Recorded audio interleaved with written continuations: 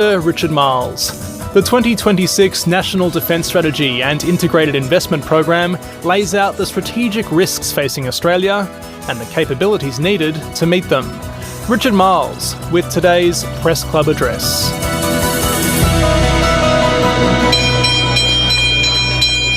Hello and welcome to the National Press Club and today's Westpac address. My name's Tom Connell. I'm the club's president and an anchor at Sky News Australia. Our guest today, the Acting Prime Minister, Richard Marles, in his capacity as Minister for Defence, as he launches the 2026 National Defence Strategy. Only 2 years since the last one, but the nature of war, of course, is rapidly changing, in particular being redefined by the use of relatively cheap small drones in Ukraine and now the Middle East as well. The government has this week announced a new Chief of Defence, new Chief of Army and new Chief of Navy as well, and a new way of counting defence spending. The expert commentary analysis, though, seems to be staying the same. The government's spruiking record spending on defence. Many experts saying it still won't be enough because of the huge costs of AUKUS. Reminding our members as well, the club will have a podcast of this address on our website later today. Ladies and gentlemen, please welcome Richard Marles.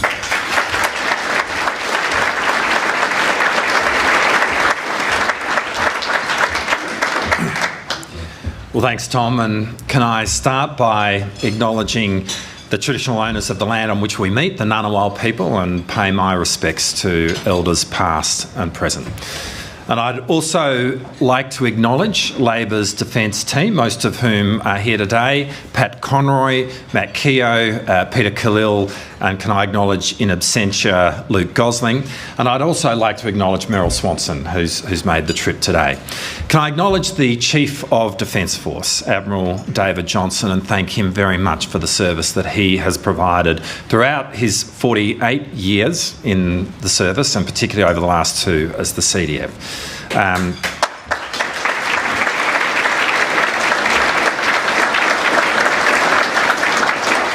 Can I acknowledge the next Chief of the Defence Force, the current Chief of Navy, Vice Admiral Mark Hammond. Great to see you here.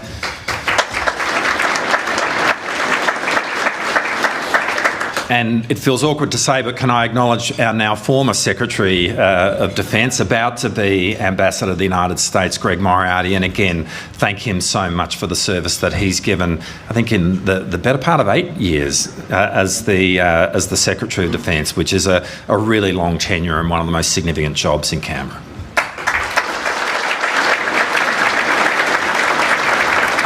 And can I very much thank the National Press Club for the opportunity to speak with you today.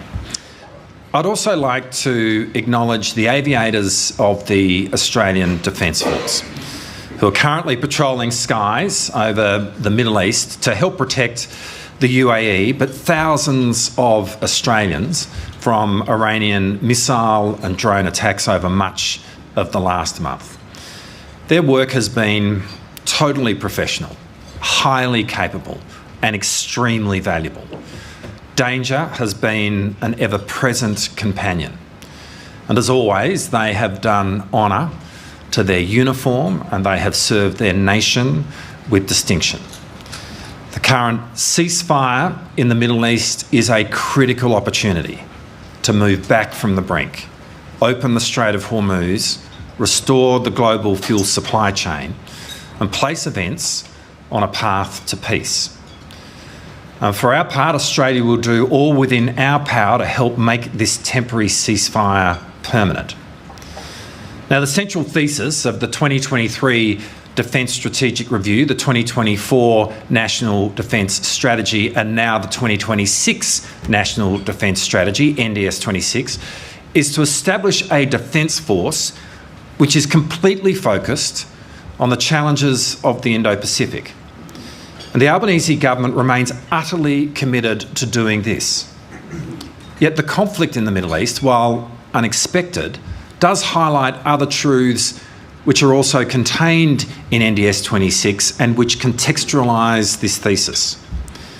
We live in a deeply interconnected world where a war in Eastern Europe has profound consequences here in the Indo-Pacific, and where a conflict in the Middle East has disrupted the energy supply of our region. As an island trading nation, our sea lines of communication literally define our national security. And so, as I've been saying for some time, the geography of our national security lies well beyond our coastline or even our immediate waters. We therefore need a defence force that can be out there, that can engage in impactful projection. And there is now a more stark economic asymmetry to modern warfare. Cheap one-way drones can overwhelm multi-billion-dollar air defence systems. And so there is a need to integrate crewed and uncrewed systems in which a small number of high-end platforms are augmented by autonomous systems to provide mass. NDS 26 affirms that Australia faces its most complex and threatening strategic circumstances since the end of World War II. International norms that once constrained the use of force and military coercion continue to erode. More countries are engaged in conflict today than at any time since the end of World War II, and this is occurring across every region in the world. And in the face of this, the Albanese government is pursuing every avenue of increasing defence capability quickly, mostly through bigger defence appropriations, but also through accessing private capital. And the result is that we are now seeing the biggest peacetime increase in our defence spending in our nation's history. And it's not mere rhetoric. The Integrated Investment Program, the IIP, which sits alongside NDS 26, contains an increase in defence spending of $14 billion over the forward estimates, $53 billion over the next decade. This will be contained in next month's federal budget. And in turn, this means that since coming to office, the Albanese government has increased defence spending by a total of $30 billion over these next forward estimates and $117 billion over the next decade. Now, to place that in context, the former coalition government, which governed during a period when all the trends we are wrestling with today were just as present then, increased defence spending by only $10 billion over the decade, which is to say that this Labor government has done 12 times as much in 4 years as what the Liberals did in 9. And so every time you hear the Liberals carp about defence, remember that fact. Every time you hear a former Liberal Prime Minister chest beating, remember that while they may be lions in the cheap seats, they were mice when they were in office. And when you hear the Leader of the Opposition talking a big defence game, just remember that he was a member of Cabinet in a Liberal government that gave us a lost defence decade when our nation could least afford it. And there is so much commentary about the levels of defence spending from people who have never sat around the ERC table, who have never won a single dollar for defence. And quite frankly, a lot of this commentary is worthless because increases in defence spending do not happen as a result of think tanks or former generals or washed up bureaucrats. It happens by winning arguments around the ERC table, where every dollar is hard fought, as it should be.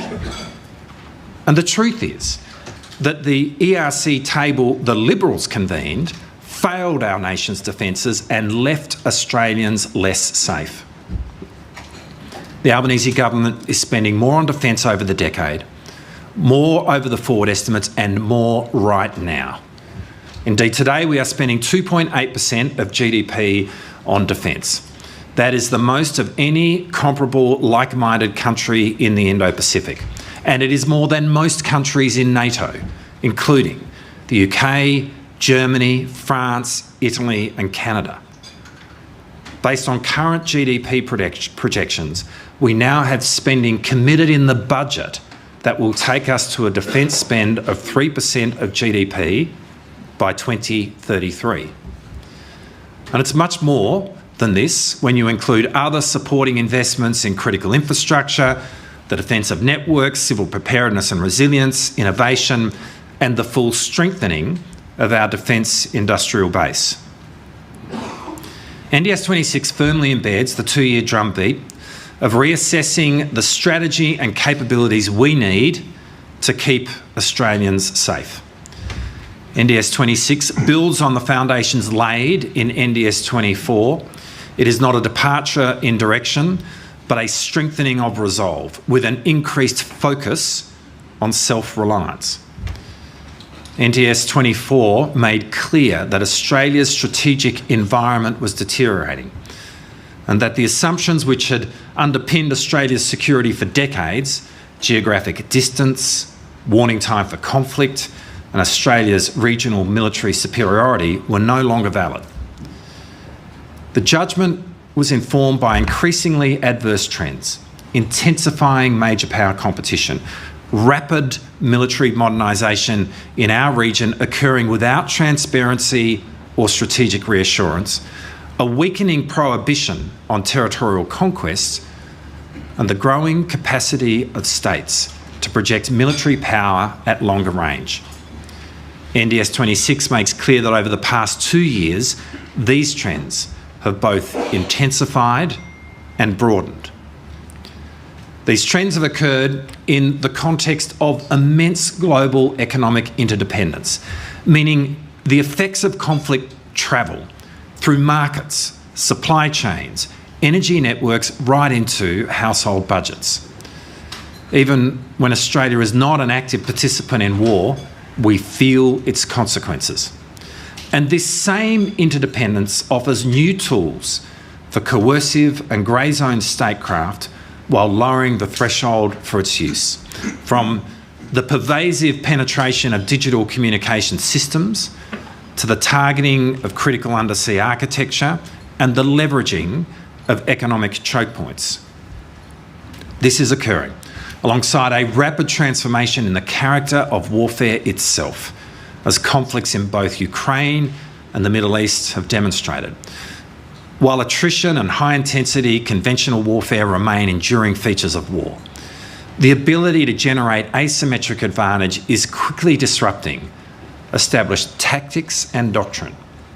The Ukrainian example, matching rapidly evolving cheaper military equipment against larger, more expensive platforms, is driving new investment in emerging and disruptive technologies, including AI. And these technologies offer revolutionary promise, but also new threats. Unlike previous innovation cycles where the cost of entry was high and uptakes depended on a sovereign industrial base, this new cycle will be faster and it will spread more quickly. And this will challenge our collective ability to manage risk. New technologies are not the only concern. The Cold War era of nuclear arms control, put in place to limit the risk of catastrophic nuclear confrontation, ended this year with the expiry of the last remaining agreement limiting the number of strategic nuclear warheads deployed by Russia and the United States, the two countries with the largest stockpiles. All nuclear weapon states are growing their arsenals once more, with the biggest growth occurring in China. Absent new arms control efforts, we may be at the foothills of a new nuclear arms race. And all of these trends are worrying because of intensifying strategic competition among major powers, most notably between the United States and China. China continues to engage in the world's largest conventional military build-up that we have seen since the end of World War II, without the transparency and strategic reassurance that other states expect. It is pursuing greater strategic depth by enforcing contested territorial and maritime claims in the South and East China Seas, and has not accepted the binding legal decision. China has now resumed large-scale land reclamation for new military facilities at Antelope Reef. China is also deploying the PLA Navy at greater distance in the Pacific, maritime Southeast Asia and the Indian Ocean. And PLA deployments close to Australia have grown in frequency and capability over the last 2 years, a trend that will continue. And China has deepened its strategic partnership with Russia. Now, the features characterising the current international system profoundly complicate Australia's strategic environment. The global rules-based order is under extreme pressure. We've now entered a period that will be defined more by disorder and characterised by a sharper struggle among states as they vie to assert a new equilibrium that favours them. And this struggle is not abstract. It will drive elevated risk to Australia's security and prosperity over the coming decade, increasing our exposure to conflict and coercion, requiring a relentless focus by this government on Australia's defence strategy and capability, and we are acting. 2 years ago, NDS 24 adopted a fundamentally new approach to the defence of Australia and our interests, transforming the Australian Defence Force into an integrated, focused and more lethal force oriented toward denying any adversary the ability to coerce Australia through force. This is Australia's most consequential risk. And accordingly, we've been creating an ADF that is able to operate at greater range, that can engage in impactful projection, a more amphibious army, more capable northern bases that can project our air force further, a much more capable surface fleet, longer range missiles, and the acquisition of long-range nuclear-powered submarines. We're building an ADF that is integrated across all 5 domains, including cyber and space, that works in concert with other arms of national power and with our partners. Now, over the last 2 years since NDS 24, indeed since coming to office, the Albanese government has acted with urgency and determination to deliver this strategy. There has been major progress toward the acquisition of our future submarines through AUKUS. HMAS Sterling will be ready to host the Submarine Rotational Force West, a rotational presence of US and UK nuclear-powered submarines by the end of next year. Work is underway right now in building the new submarine construction yard at the Osborne Naval Shipyard. And we are on track to cutting steel there on the first Australian-built nuclear-powered submarine by the end of the decade. And we're also investing $12 billion as a down payment for the redevelopment of the Henderson Defence Precinct, which will support the maintenance and sustainment of our future submarines. We've overseen a swift uplift in long-range strike capability, and we are rapidly expanding our stockpiles. We have commenced making missiles in this country for the first time since the early 1970s at Lockheed Martin's factory in Port Wakefield, South Australia. The government has undertaken the most ambitious modernisation of Australia's maritime capabilities since the Second World War, with the selection of Japan's upgraded Mogami-class frigate as our new general-purpose frigate, the building of our new Hunter-class frigates, and the acquisition of the Navy's fleet of autonomous underwater vessels, the Ghost Sharks. Contracts have been signed for landing craft medium and heavy, which will greatly increase Army's amphibious capability. The Air Force has moved from prototype to production of the Australian-made Ghostbat, the leading collaborative combat aircraft in the world.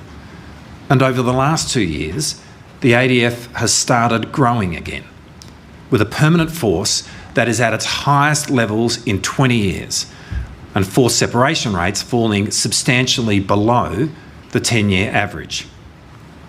And in the specific area of Defence's own fuel supply, we have strengthened Defence's fuel resilience, expanding storage and distribution capacity, and establishing a strategic Defence fuel reserve, doubling Defence's fuel holdings since our government came to office. As a result of NDS 26 and the updated IAP, investments in all of these capabilities will continue, but we will also do more. Over the next 2 years and beyond, we'll be making significant new upgrades in communications, command and control systems, We'll be investing in subsea warfare capabilities that protect critical undersea infrastructure. In delivering a more lethal surface combatant fleet, we'll be expanding opportunities for continuous naval shipbuilding and sustainment. NDS 26 will increase development of a sovereign hypersonic strike capability through AUKUS Pillar 2. We'll accelerate the introduction of air and missile defence capabilities, including new investment in a medium-range ground-based air defence system, recognising the increasingly contested air and missile environment. This program will commence as a priority from this year to enhance protection against advanced aircraft as well as cruise and ballistic missiles. We'll also expand the fleet of autonomous uncrewed systems across all domains, with a strong emphasis on sovereign industry and Australian innovation. Ghost Bat and Ghost Shark are world-leading Australian-developed autonomous capabilities. They are tailored to meet our circumstances. And the development and procurement of these capabilities and many others represents a $12 to $15 billion commitment over the next decade. And this will enable the necessary proliferation of autonomous systems to support force projection. NDS 26 places a focus on delivering a secure, resilient, multi-orbit satellite communication system, recognising that assured access to space-enabled communications is now foundational to military effectiveness.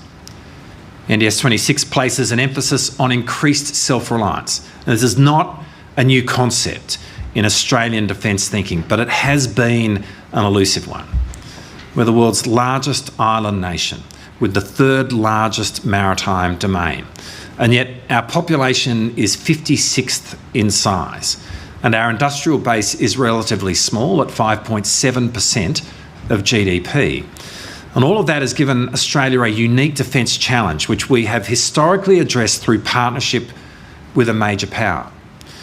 But the current strategic environment is challenging old assumptions. Both the cost and requirement of defence will grow, and as a nation we will need to invest greater resources in our defence than we historically have. Middle powers that don't take on more responsibility for their own security will be more exposed to coercion and face greater limits on their sovereignty. A greater focus on Australian self-reliance should not be confused with military self-sufficiency. This is not about jettisoning alliance relationships. To the contrary, alliances, especially with the United States, will always be fundamental to Australia's defence. However, in this tougher era, the benefit of alliances will stem as much from shared access to critical capability that better enables Australia to defend itself as it does from security commitments.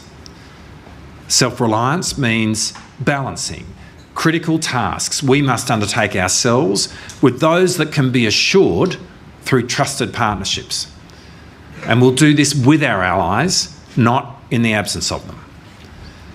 Central to self-reliance is a renewed emphasis on strengthening Australia's defence industrial base.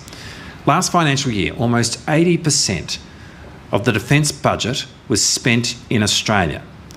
Since our coming to office, direct employment in the defence sector has grown by 14.5%. And this does include accelerated development and acquisition of uncrewed undersea and surface vessels and uncrewed aircraft, and the acquisition of cutting-edge drone and counter-drone technologies.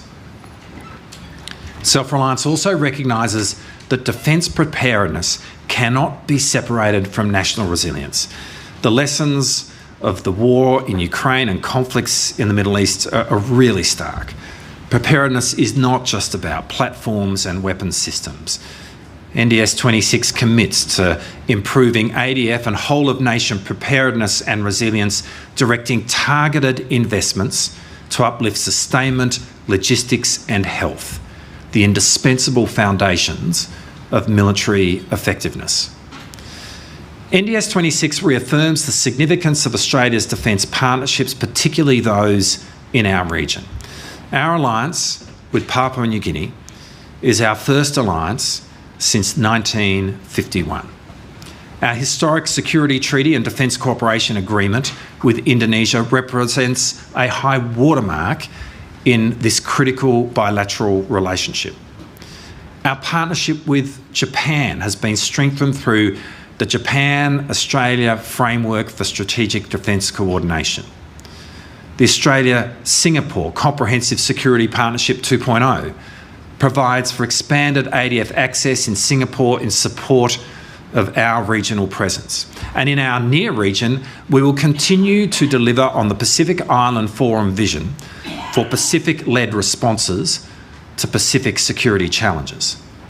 We'll also wholeheartedly support a regional order in Southeast Asia, which has ASEAN at its centre. From India to Indonesia, from the US to the UK, all of these partnerships seek to integrate our capabilities and operations to increase the collective weight of our deterrence effort in order to shape a region and a world where stability is upheld not by dominance, but by a shared commitment to rules, sovereignty and mutual respect. And to that end, NDS 26 underscores Australia's enduring commitment to rules and norms and the partnerships necessary to underwrite them. As the world enters this current period of disorder, some argue that the idea of the global rules-based order, an order where nations can pursue their security and economic interests consistent with international law and free from coercion, is now extinct. Well, I disagree. If you ever have the chance to fly low over the waters to our north that separate us from Indonesia, there are times where you can actually see the maritime boundary between our two countries. It's marked out by the southernmost extent to which Indonesian fishing boats operate. And by knowing how far to go but going no further, these fisher people are operating in accordance with understood maritime laws. They are operating in accordance with the global rules-based order. And yet none of these people are international lawyers. They come from small fishing villages along Indonesia's south coast. But their understanding of the international rules is clear, demonstrating that the global rules-based order is not abstract but real. It is deeply understood. And Australians and Indonesians and our two nations live by these rules each and every day. The global rules-based order provides a middle power like Australia with agency. A world defined purely by power and might does not. And it is most definitely against Australia's national interest to rush, as some Australians have, to the conclusion that the order no longer has any role to play. For all the failings of the global rules-based order, and there have been many, we have been far better off with it than without it. Our challenge is not to discard the imperfect, but rather to make the promise of an ideal better. Because if we let it go, the world will deeply regret its disintegration. The global rules-based order would not have existed without American leadership based on an enlightened conception of its own self-interest. Now, I understand US frustrations that allies might seek to free ride on this US leadership, or believe that somehow the order acts as a substitute for hard power. It does not. Any rules-based order can only prevent conflict when it is underpinned by the hard power necessary for collective deterrence. Australia must contribute to this, and we are. And we will work with all our like-minded partners to better shape our region's strategic trajectory. We will double down on middle power cooperation, but let's also be clear. There is no effective balance of power in the Indo-Pacific absent the continued presence of the United States. The alliance remains critical to Australia's national security, and the government welcomes the United States 2025 National Security Strategy and National Defence Strategy, both of which set out a critical US commitment to the Indo-Pacific. Finally, the government is clear that delivering this strategy is not only about investing more, it's about spending better. The Australian people rightly expect that defence investment delivers real capability at pace and with transparency. The government is committed to ensuring that every dollar invested in defence is well spent. So we are continuing to drive defence innovation and enterprise reform through the establishment of the Defence Delivery Agency, the reform of the Australian Submarine Agency, and the implementation of the recommendations of the Defence Estate Audit. And together, all of this represents the biggest reform to the public administration of defence in Australia's history. NDS 26 reflects a clear-eyed assessment of a more dangerous and uncertain world and a confident response to it. It puts Australia on a path to strengthen our defence self-reliance. It reinforces the industrial and national foundations of defence, and it situates Australia firmly within a network of trusted regional and global partnerships. But above all, it ensures Australia remains secure, sovereign and ready, not just for today's challenges, but for the decades ahead. Thank you.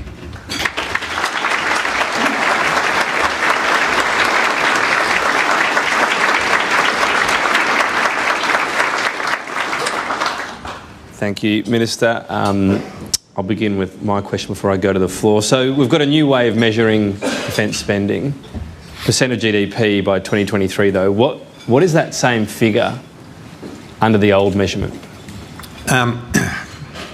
We don't have a new way of measuring defence spending.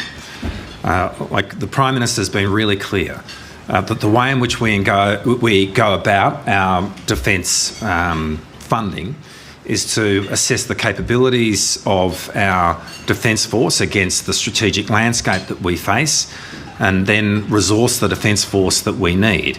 And we really clearly express the resourcing of that defence force in dollar figures which are there for everyone to see.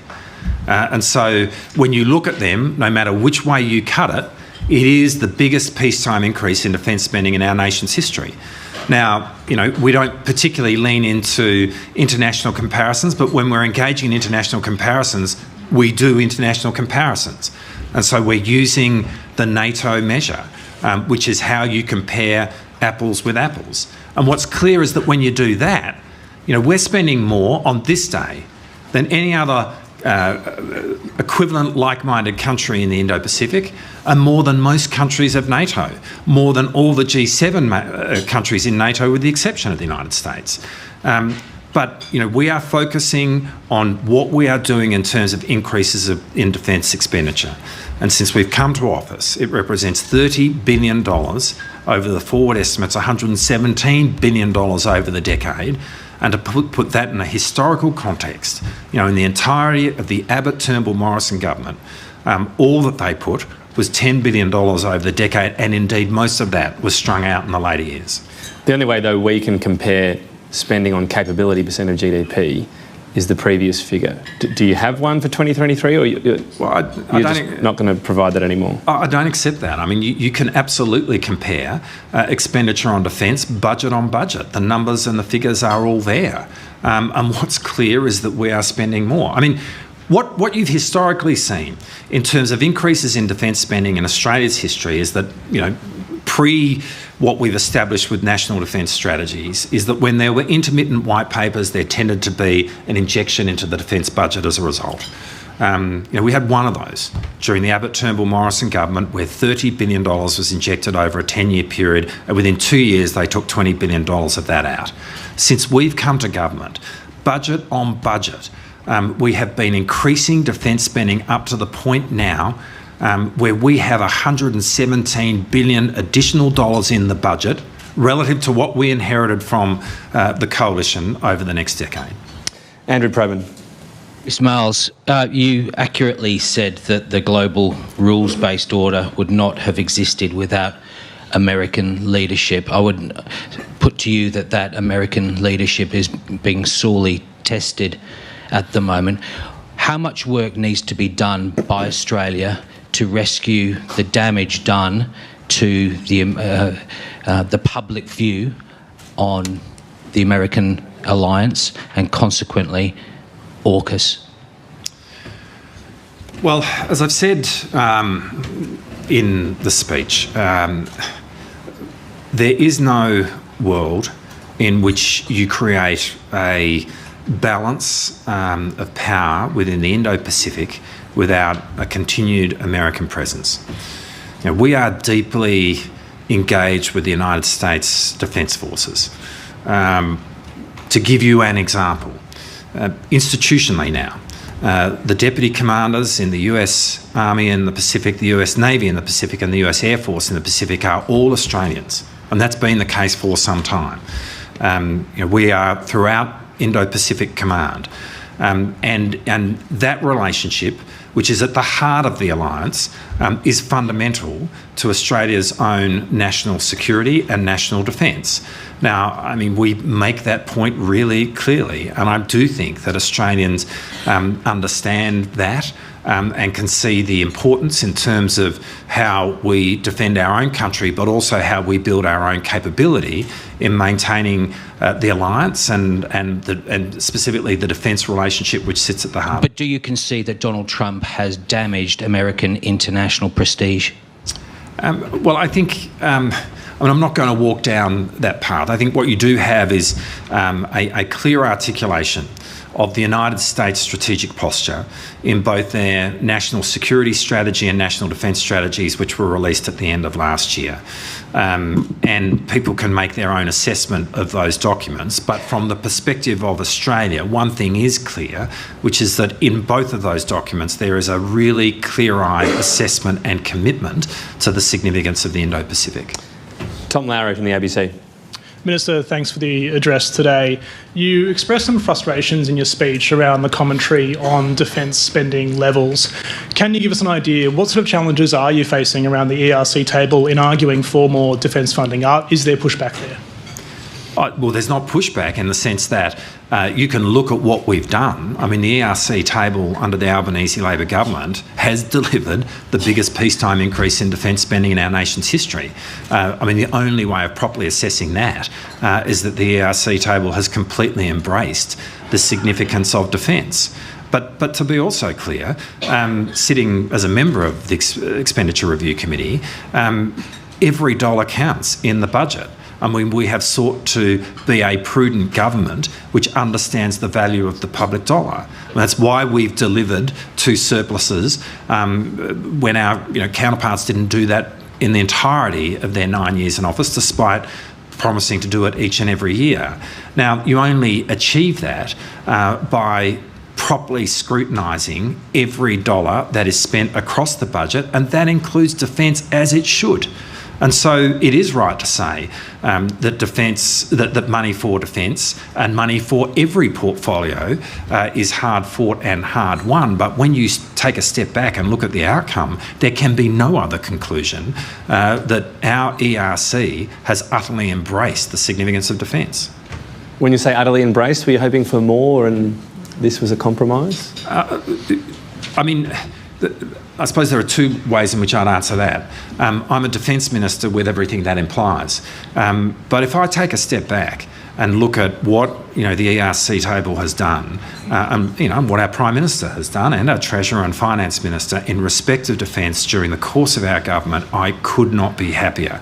I mean, they have delivered a record spend on defence. It is the biggest peacetime increase in our nation's history.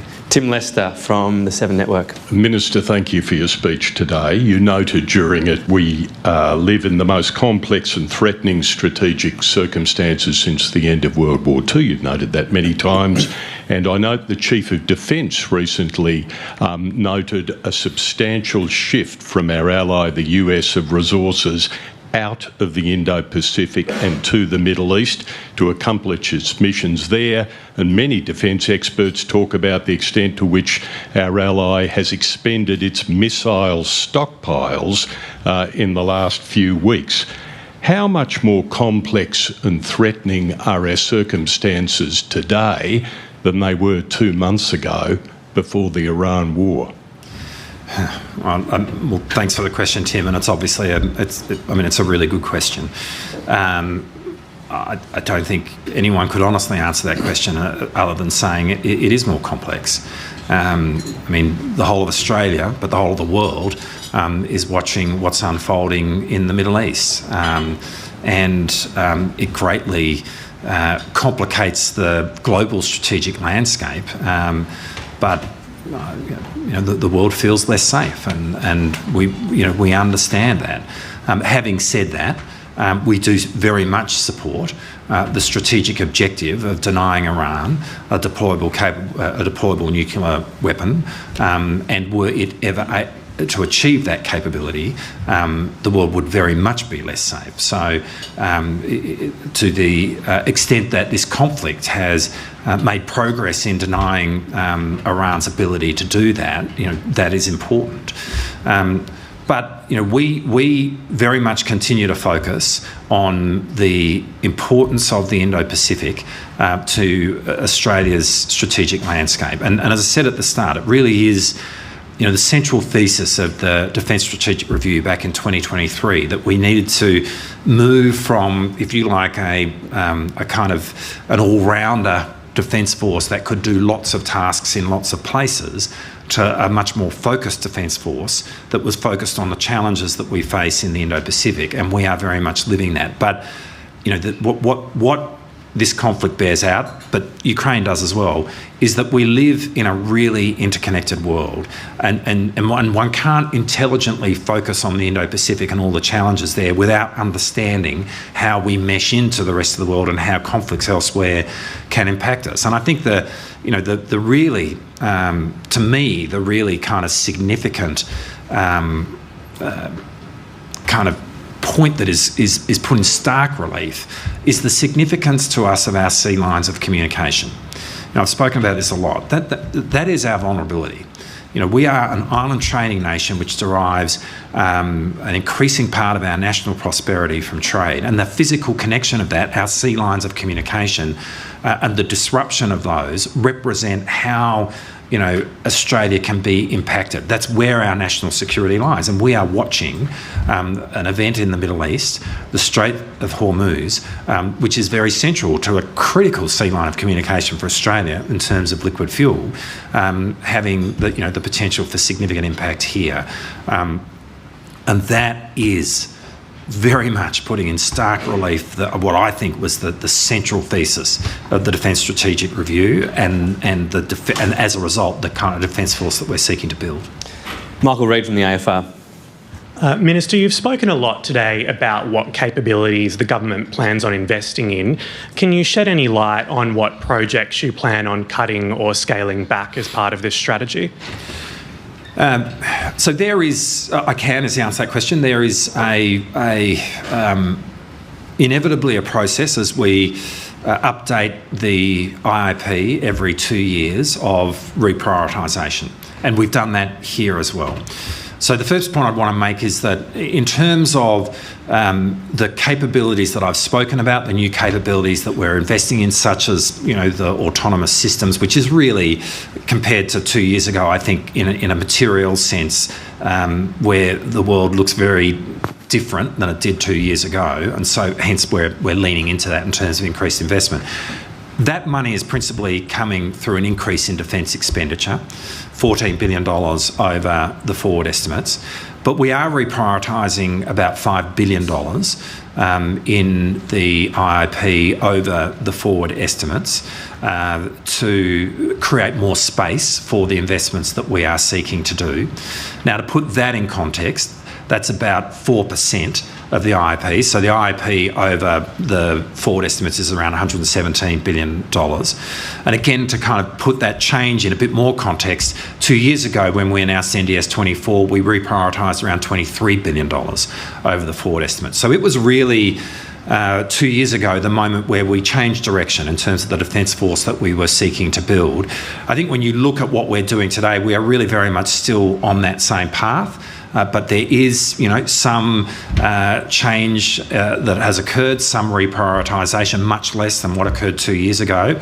But that makes sense in the context of if you look at autonomous systems looming much larger today than they did 2 years ago. And which programs is those $5 billion? Well, look, I'm not going to go into those now. There's a whole lot of issues in respect of, to be frank, both national security but also commercial and confidence. We're obviously speaking with all the companies who are involved in all of those. Again, the point I think I'm trying to make here is it's a comparatively small amount. It's about 4% of the IAP. So largely it is that money is achieved through rescoping of projects, reprofiling of them, and that's how we've sought to go about it. How much of the new spending is so-called off the books?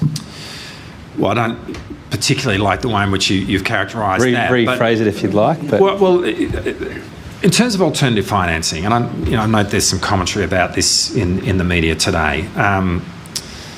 Like what we are doing about $5 billion over the forward estimates of alternative financing, and about $15 billion over the decade. So a couple of points to make about that. Firstly, far and away, the majority of the increases in defence spending that we've announced today come directly from the budget. So this is a minority.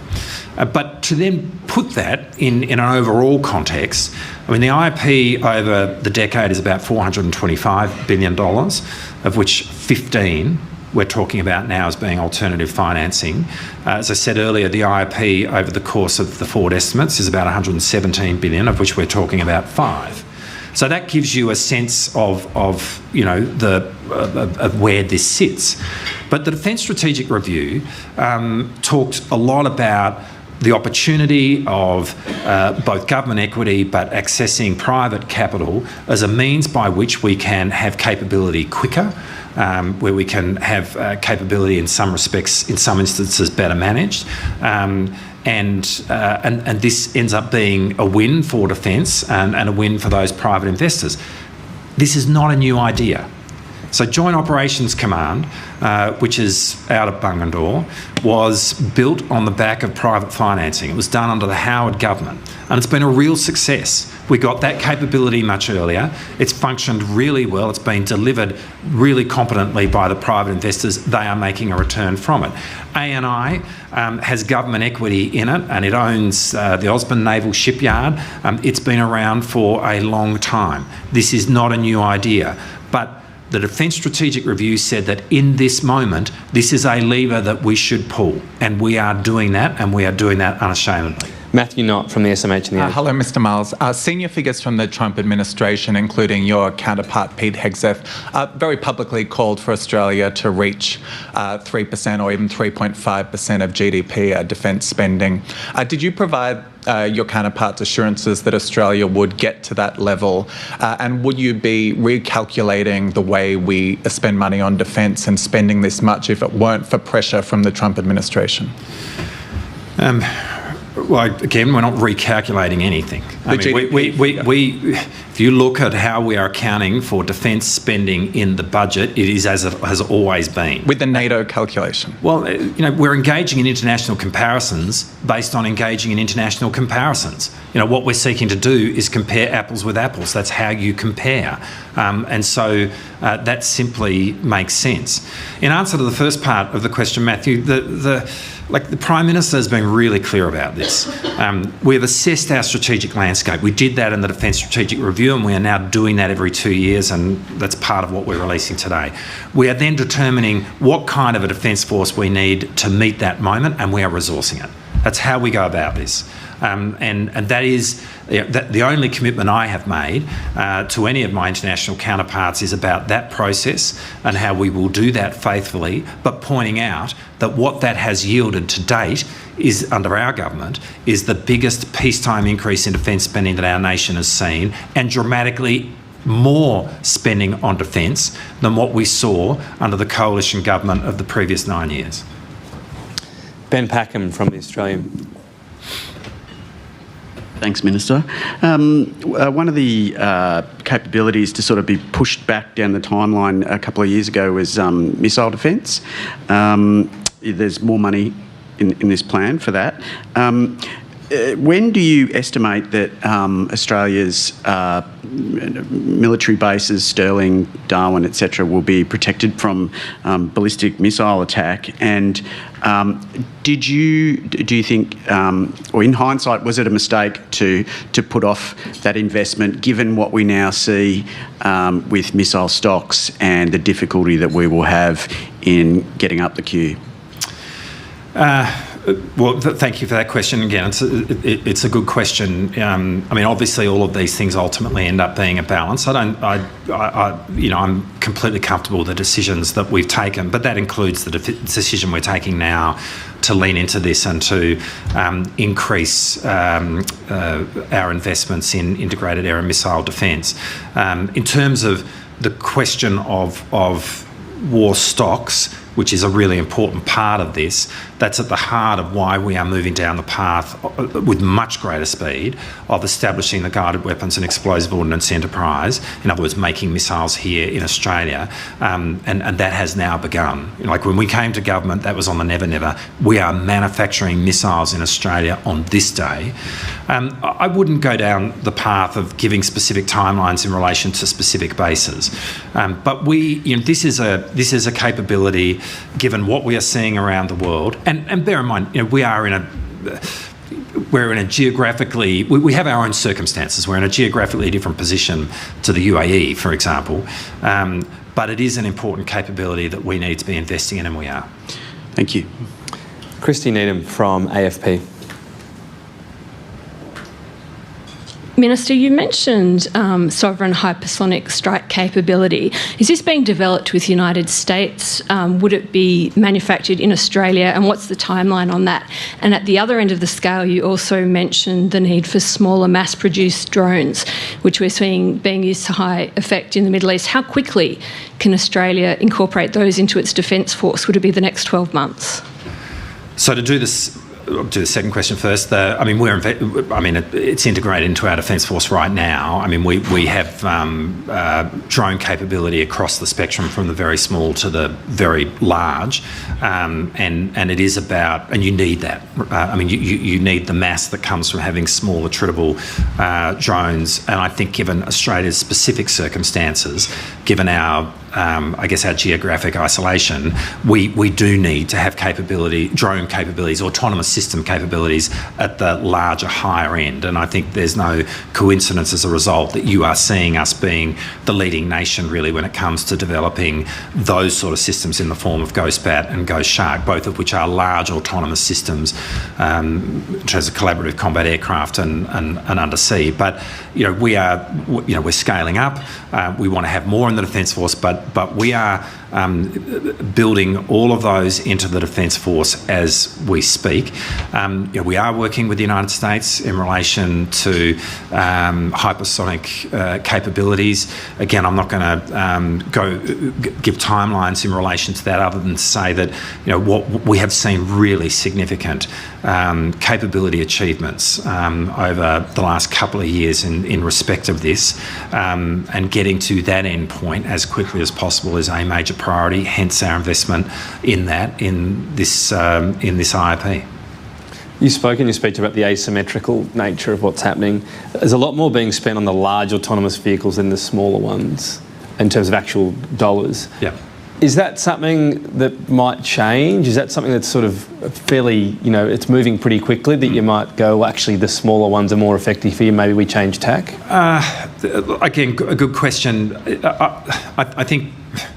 I suppose the answer to that question is yes, in the sense that but the point of doing what we're doing now, which is to have a 2-year drumbeat with NDS and the IIP, is to give us the agility to make those calls if that's required. So on this day, I am really comfortable with what's in the IIP and what we're obviously planning to spend, but it itself represents a change, right? We are increasing our expenditure on those capabilities, and you're absolutely right. This is the area of fastest evolution of warfare, really, and I'm not about to predict what it looks like 2 years from now. So what I think matters is that we are looking at this 2 years from now, and it's a really important part of what came out of the Defence Strategic Review. The system that we used to have was ad hoc defence white papers, which didn't happen on any regular basis, might be half a decade apart, and that's just too long in the context of the fast-changing world in which we live. So short answer, I guess, is we'll continue to reassess it, and if it does require change in the future, obviously we'll make the change. Kim Bergman from Asia Pacific Defence Reporter. Thank you, Minister. An AUKUS funding question. So far, Australia has transferred, I think, about $3 billion to the US industrial base. It's a little hard to figure out the exact number. For the benefit of Australians, could you give a couple of practical examples of what the US is doing with Australia's money? For sure. I mean, what America is doing is both increasing its rate of production in terms of the building of new submarines, both at Huntington's and Electric Boat. And like when you actually look at that, and again, there's a whole lot of commentary around the rate of American production, but they are on schedule to increase their production rates of their own Virginia-class submarines to create the space for the transfer of the Virginias to Australia in the early 2030s. And what we are spending on their industrial base is really important in terms of enabling that uplift, but also in respect of sustainment. And so, we've got, our money is helping the maintenance of Virginia-class submarines. Our people are as well now. So I'm going to get this number wrong, but it's I think in the order of about 150 people that we've got in Pearl Harbor who are working on getting US Navy Virginia-class submarines out to sea. Again, what we're investing, the money you're referring to, is being spent in respect of that, and ultimately it is about new submarines, but it's actually about more submarine days or more submarine days at sea, and so sustainment is just as critical a component to that. And all of this is what creates the space for the transfer of the Virginias in the early 2030s, and we're really confident about that. Ruben Spargo from Sky News is next. Thank you, Minister. I want to pick up on a specific part of a previous question. The US is moving a significant portion of its military presence from our region to the Gulf. Does this raise concerns that Australia could be more exposed? When you assess strategic circumstances, you're assessing them over, a long period of time. We are however many days or weeks into this particular conflict. If you're going to assess American presence in the Indo-Pacific, it can really only fairly be done in terms of answering the sort of question that you've asked over a longer time frame. But I think the important point is we work really closely with Indo-Pacific Command about how we operate our own capabilities, particularly Navy, not just Navy though, all the services, to make sure that we are providing the proper protection for our nation in the Indo-Pacific. And America, I think when you take a step back and look at a sort of a longer term sense of what is America's commitment to our region, you have that in both the NSS and the NDS, which America released at the end of last year, which puts a real focus on the Indo-Pacific, one that we very much welcome. Katina Curtis from the West Australian. Thanks, Defence Minister, for your speech today. I note that there's a section in the NDS on national civil preparedness, which I don't believe was laid out quite so clearly 2 years ago, and we haven't seen what the DSR had to say about mobilisation. Are you too scared of really scaring people about, if you level with them, what conflicts and the risks that Australia is facing might mean? When would we see some kind of campaign like we're having around fuel resilience at the moment to say, Perth or Sydney CBD might be military targets, and here's what those state governments or you as citizens should be doing to get ready for that? Well, firstly, we're levelling with the Australian people. Let me be really clear about that. And it matters that there is a clear expression from government about the circumstances that our nation faces and how we're seeking to meet them. And that's what you've got in what we're laying out today. And what we laid out 2 years ago, what we laid out in the Defence Strategic Review, in fact, what you're getting from this government is a greater exposition about the circumstances that Australia faces and how we meet them than we've had in a very long time. And so we are very much levelling with the Australian people. But it is about, trying to... literally levelling with the Australian people about what it is that we do face. Now, there is an important path to walk in terms of civil preparedness. But I actually think when you go out, and at least when I go out and speak to ordinary voters, certainly in my electorate, people do have, I think, a reasonable sense of what's going on in the world today. I'm not standing here saying that some big conflict is inevitable. I don't think that's the case at all. We are in a much more contested environment, and one we need to be ready for.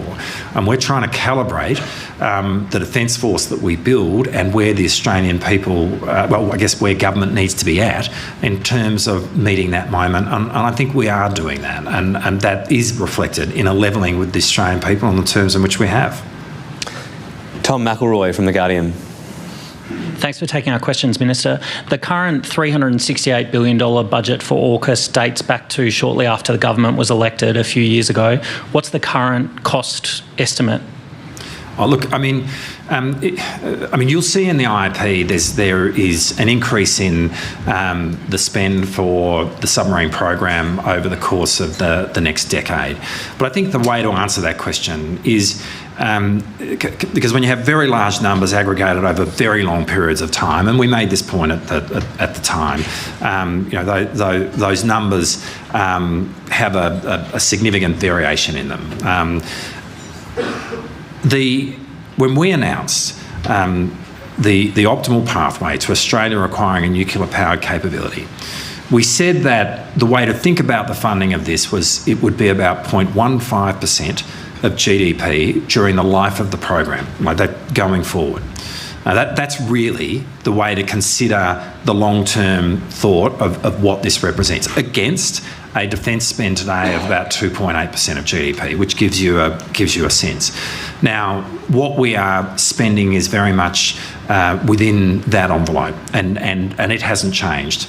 So as we look forward, we still think 0.15% of GDP is the right assessment of what it will cost to deliver this program to the country. What you see in the IIP is an increase, and that reflects what will happen over the next 10 years in respect of building our submarines. Because we're getting closer to that, or we very much will be in that over the 10-year frame that the IIP contemplates. It's starting to encompass the construction, the full construction of the Osborne Naval Shipyard, work at Henderson, what we're doing in terms of the building of the submarine itself, all of that. So that's why you see that number grow, but it's very much within the plan 0.15% of GDP that we always imagined for this program. I'll look in the IIP, but what's the dollar figure in there? Well, the 0.15% of GDP is the best way to answer that question. And we made that clear at the time. You can aggregate dollar numbers over long periods of time. They start to be less meaningful than what I've just described. 0.15% of GDP gives you a sense of where this ranks and how the kind of expenditure that we are imagining over the journey, and we are still confident that it is sitting within that envelope. Thank you. Matthew Franklin from Capital Brief. Hi, Minister. Matthew Franklin from Capital Brief. I want to follow up a bit on Andrew Probyn's question. At Capital Brief, we did a poll just this week. We talked through Demos AU. They spoke to 1,400 people. 47% of people said that they believe the United States is not a reliable military ally, and 59% said that Australia should not be closely supporting Donald Trump. Given Donald Trump's bellicose behaviour and his unpredictability, don't average Australians have a right to be worried? And do you think that the United States is a reliable ally? Well, in answer to the last part, I do. I very much see that the United States is a reliable ally. And I come back to the way I answered this earlier, we have a really deep relationship between our two defence forces, which has been in place for a very long period of time. You speak to any of the senior folk who are in uniform here about the significance of having institutionally the level of seniority that we now do within the Indo-Pacific Command of the United States Armed Forces, and how important that is for the nation, for Australia's own defence. And it is reliable. Admiral Sam Paparo, the commander of Indo-PACOM, has been, obviously a huge supporter of the relationship between Australia and the United States. We work intimately with him about how we operate and the force posture that we have. And it is utterly essential to our nation's defences. Now, I think that I really appreciate the question, because I think, as I did the question from Andrew, because I think it is important to be able to say that. Obviously people are watching what's happening in the world, but underlying all of it, the alliance is a deep, organic, integrated relationship. I'm describing the defence part of it. Jan Adams is here, would describe the foreign affairs part of it. But it is very rich in terms of the levels of connection that exist, and is profoundly important for our national security. Thanks, Minister. Naveen Razik from SBS. Thanks, Minister, for the speech. You and other members of the government have repeatedly said there's not been a request for assistance from the US that hasn't been unanswered, but Donald Trump keeps saying otherwise. Can you elaborate as to why that might be? Well, all I can say is that there's a request from the United States to assist in the defence of the nations of the Gulf. And right now we have an E-7 Wedgetail operating above the skies of the Gulf states, providing for the defence specifically of the UAE, and it was in response to a specific request from the UAE, but is actually providing exactly that support. In terms of whatever might unfold in relation to the Strait of Hormuz, we are engaged in planning conversations with all our partners and allies, including the United States, but also including the UK, France, around what might ensue when circumstances allow. But that last phrase is really important. It is impossible to assess what that will be at a point where we don't know what those circumstances yet are. And so, that's what needs to unfold. And so it's not surprising to me that we wouldn't have a specific request in respect to the Strait of Hormuz from anyone, because the planning that's going into that is just not able to be at a level of development such that you would have those specifics. What we have made clear is that the Strait of Hormuz is fundamentally important to Australia's national interest. We want to see it open, and we will play a constructive role and contribute in any way we can to whatever effort may be put in place in the future in relation to that. But we need to have those discussions happen. I'm not about to speculate on what those capabilities might be. We will constructively contribute. We are involved in conversations now, but given the uncertainty that exists in respect to the Strait of Hormuz, it would be impossible for anyone to specifically come in relation to the sorts of kind of requests that would be concrete. Was meant to be the last, but Ali Campbell's ready and waiting. Thank you very much for your time, Minister. My question is about the Defence Delivery Agency. There are some concerns that rolling the three existing groups into one will transfer the sort of culture and mindset around procurement that has led to these really significant issues.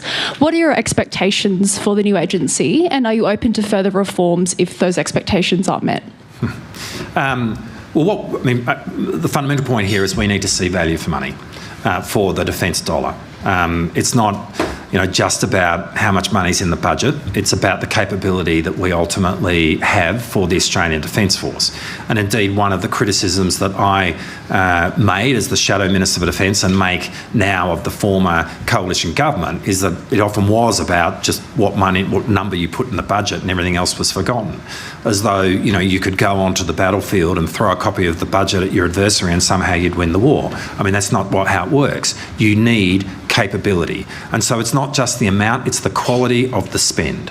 And that's why the Defence Delivery Agency is really important. I think you use the word culture. I think that's a really important word to use. We do want to see a cultural change here. We want to see much greater cost assurance, and that forms part of the reform that we're putting in place. But we're also trying to build a cohort of capability amongst those working in this, which is around the delivery of large projects. And that's really at the heart of the reform that we are pursuing.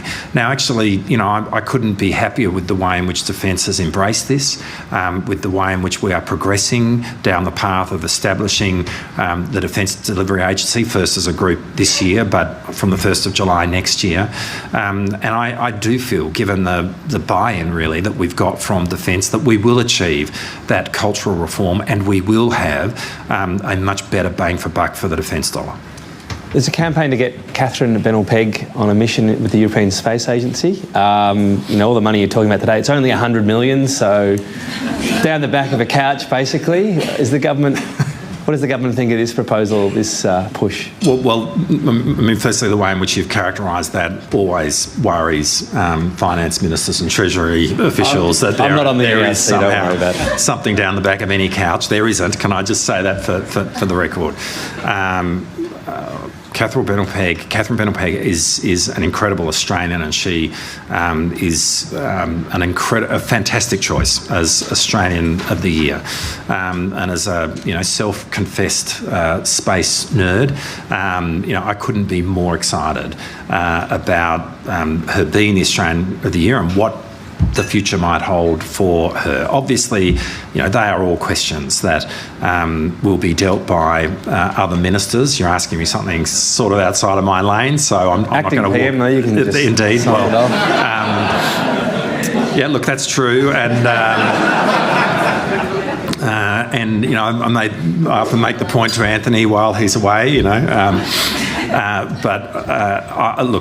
we'll work through all of those questions. But I've had a similar conversation here when I held different portfolios. I have long said I think our country needs to change its cultural relationship to science. We need to celebrate science and scientific achievement in a much bigger way. And I think that was something that I experienced growing up. I was born in 1967. I don't remember the moon landings, but I very much grew up in the shadow of Apollo. And the first opportunity I had not to pursue science would have been in 1982, and that actually was the high point in terms of when Australian students decided to pursue science. I mean, since then, the numbers of kids pursuing science has been on a decline.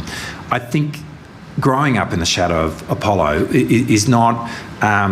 it's not a coincidence that it's my generation who have most wanted to be involved in science. But what I know from the point of view of the future of our nation is that one of the real microeconomic reforms that we need to pursue is making our economy more complex, and we won't do that without infusing it with science and technology, and that must require a much greater emphasis on science and a change in our cultural relationship to science, which is why I am so excited that Catherine has been made the Australian of the Year this year, and her holding that position is really an opportunity to celebrate big science and to get our kids excited so that we do start walking down a very different path when it comes to infusing science and technology within our nation and our economy. Well, we thank you for your time today. You get this guest speaker membership, which means you can head upstairs and take some more questions from journalists. Ladies and gentlemen, please thank the Acting Prime Minister, Richard Marles. That was Defence Minister Richard Marles speaking about the $53 billion increase to the defence budget over the next decade. Well, let's bring in our Foreign Affairs reporter, Stephen Jedgetts, who was in Parliament House and was watching and listening to that. Hi, Stephen. So what jumped out at you from what the Defence Minister has announced? Look, a few things, Ros. I think it's definitely interesting to hear the Defence Minister's language about self-reliance and about the United